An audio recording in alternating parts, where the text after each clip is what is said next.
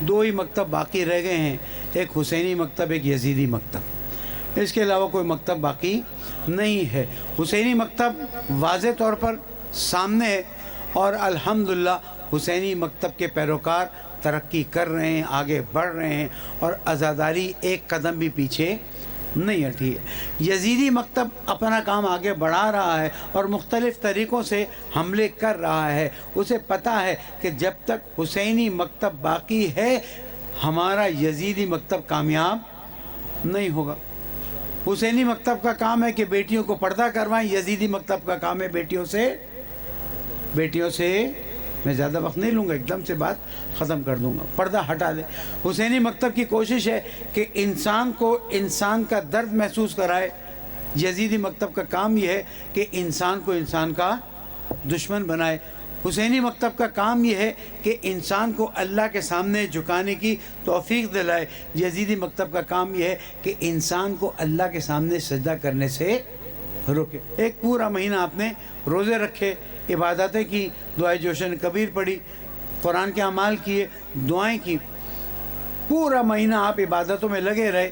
جیسے مہینہ ختم ہوا آپ نے دیکھا کہ وہ لذت عبادت کی ختم ہو گئی، وہ لذت جو ماہ رمضان میں عبادت کی ملتی تھی وہ ختم ہو گئی، اسی لیے کہ ہمارے اطراف میں ایسی چیزیں لا کے رکھ دی گئی ہیں کہ ماہ رمضان کی جانے کے ساتھ ہی عبادت کی لذت کا خیال ہی نہ آئے۔ وہ قرآن مجید جو روز 30 دن پڑھتے رہے، کم از کم ایک سپارہ پڑھتے رہے، یا کم از کم مسجد میں جا کے سنتے رہے، آج پورا 5واں دن یا 6واں دن گزر چکا ہے، قرآن مجید 5واں دن گزر رہا ہے، قرآن مجید اکثر جگہوں پر کھلا نہیں ہے۔ یاد رکھیے گا، حسینی مکتب کے پیروکاروں کو یزیدی مکتب کا مقابلہ کرنا ہے۔ کیسے کریں گے؟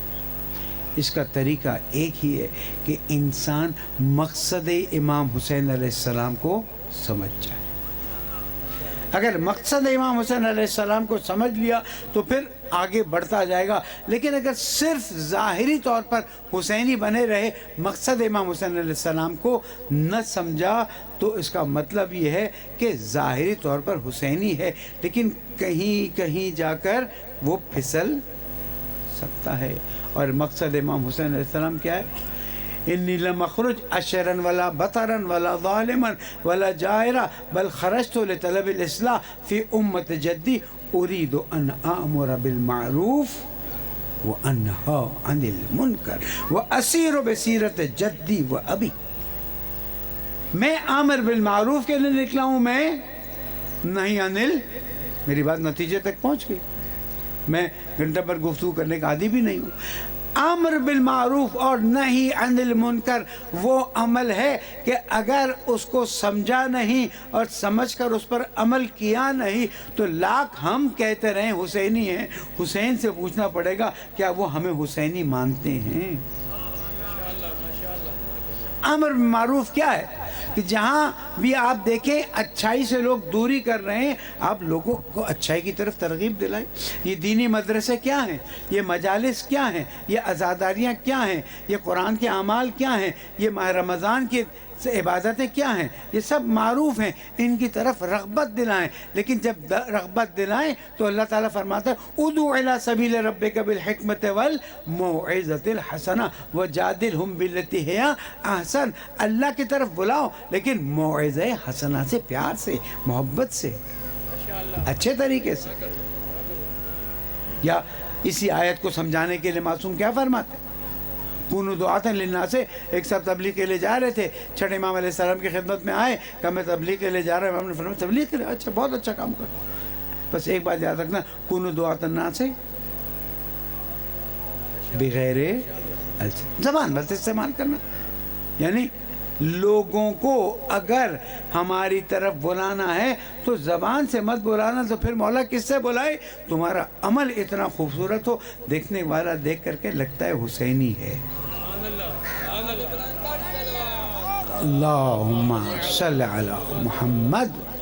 حضرت گرامی، قبول ہو ہی نہیں سکتا اس شخص کا عمل کہ جو اپنے آپ کو حسینی کہے لیکن اس کا اخلاق حسینی نہ ہو۔ حر کا لشکر ہے، مولا کو نہیں پتا تھا یہی لشکر مجھے میرے خلاف جنگ کرے گا، تھا نا، پانی پلایا، اتنا پلایا کہ عصر عاشور، جناب سکینہ یاد کریں مسائل پہ نہیں 2 منٹ کے لیے، کہ وہ وقت تھا کہ ہر کے جانور کو 3 بار پانی پلایا گیا، ایک وہ وقت تھا کہ حسین کے بچوں کو، یہ حسین اخلاق سکھا رہے ہیں۔ عزیزان گرامی، آج ہمارا مقابلہ یزیدیت سے ہے، اور یزیدیت